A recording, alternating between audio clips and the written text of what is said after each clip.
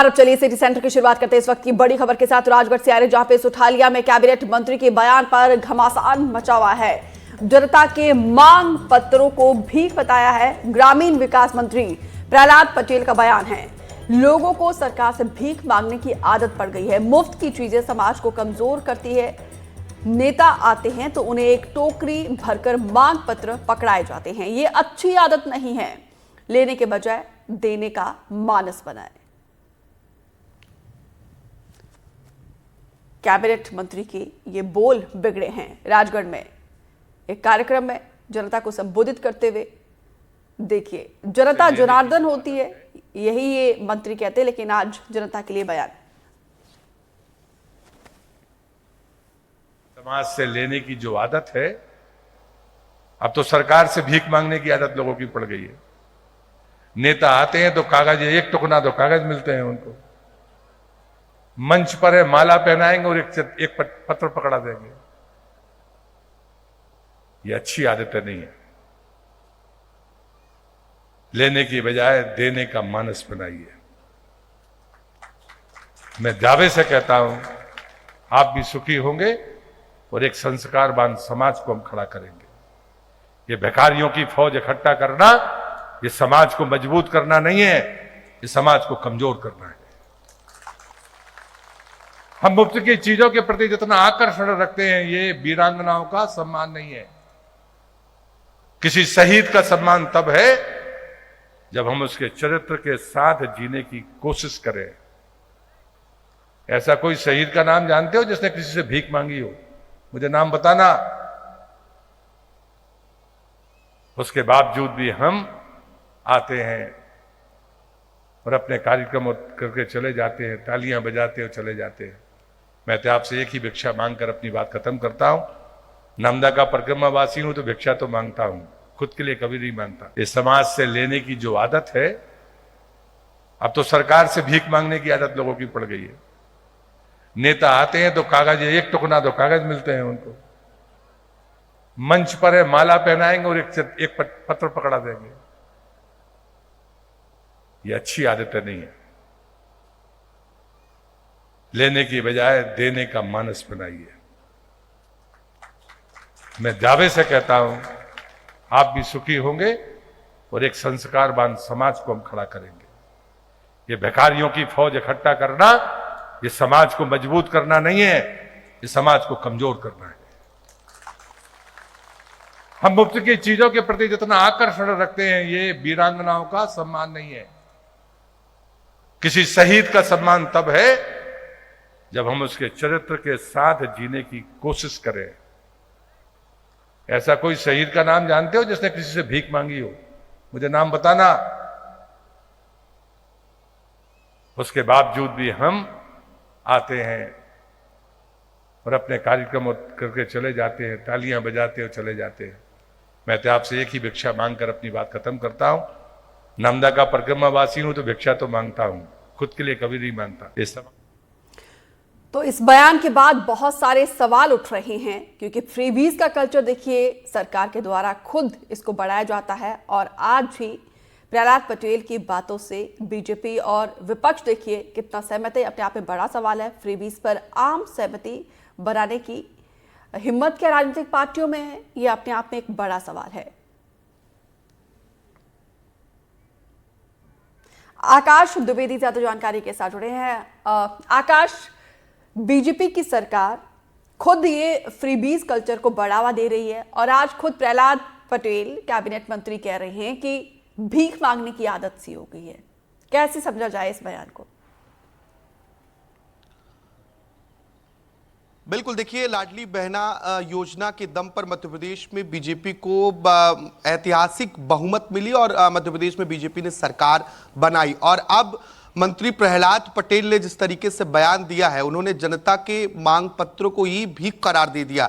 और इसके बाद अब इस बयान की एक तरफ आलोचना भी हो रही है तो विपक्ष को एक मुद्दा भी मिल गया है। दरअसल केंद्रीय मंत्री भी रह चुके हैं प्रहलाद पटेल, और इस बार जब उन्होंने विधानसभा से चुनाव लड़ा तो वो चुनाव जीते भी और अभी मध्य प्रदेश की मोहन सरकार में कैबिनेट मंत्री भी हैं। राजगढ़ पहुंचे थे कार्यक्रम में शामिल होने और वो मंच से उन्होंने ये तक ये तक कह दिया कि भिखारियों की फौज खड़ी करना ये ठीक बात नहीं है। जब नेता मंच पर पहुंचता है तो देखिए मांग पत्रों की एक टोकरी मिल जाती है। एक नेता, एक कोई भी व्यक्ति आता है, नेता को माला पहनाता है और अपनी एक मांग पत्र के लिए मांग पत्र दे जाता है और इसके बाद वो और तमाम विषयों पर बोलते गए, लेकिन वो इस विषय पर केंद्रित रहे कि भिखारियों की फौज खड़ी करना ठीक बात नहीं है। अब जनता को भीख मांगने की आदत पड़ गई है। निश्चित तौर पर यह बयान अपने आप में कई तरीके के सवाल खड़े करता है। हालांकि उस प्रदेश में, जिस प्रदेश में मध्य प्रदेश जो है, यहां पर जब कई तरह की योजनाएं चल रही हो जनता को लुभाने के लिए, खासतौर पर कई योजनाएं चुनाव के पहले भी शुरू की गई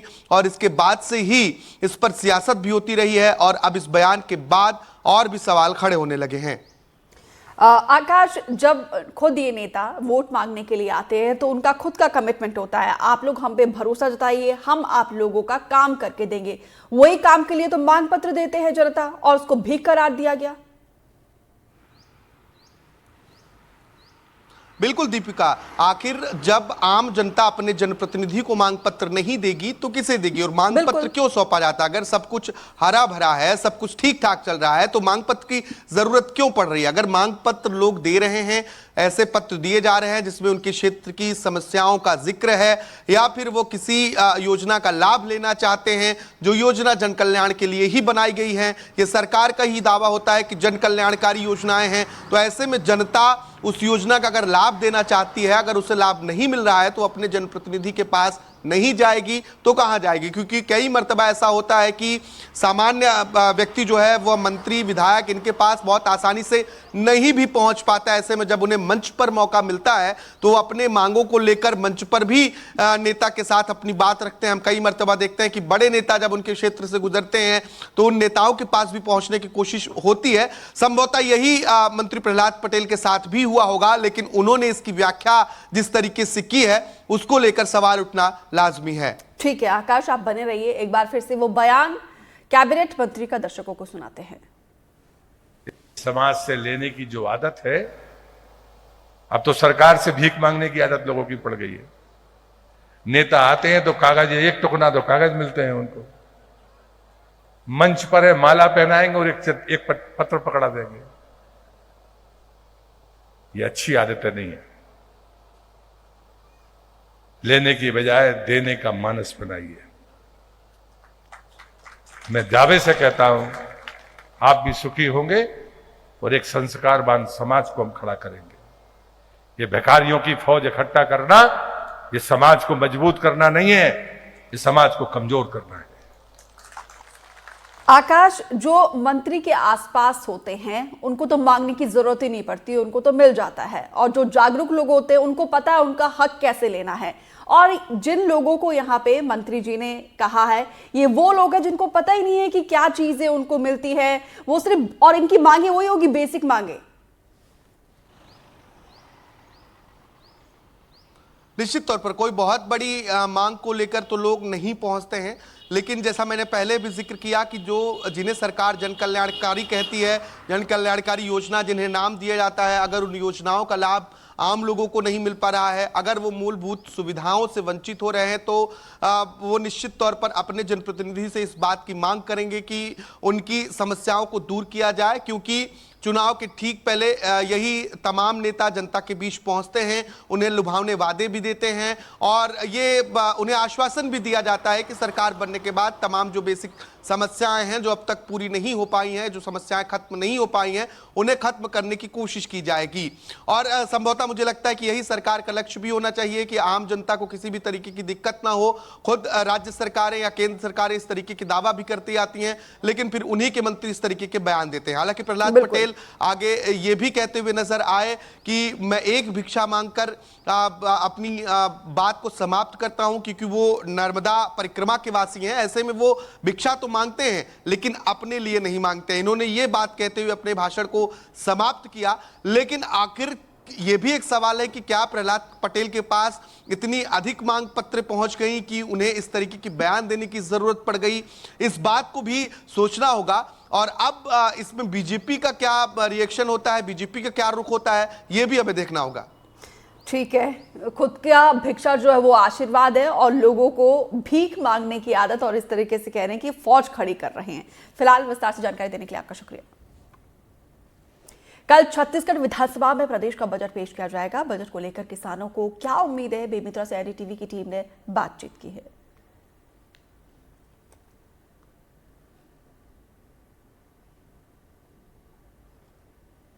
सर, बजट पेश होना है और हमारा बेमेतरा जिला कृषि प्रधान जिला है। सबसे मुख्य कृषि का कार्य होता है।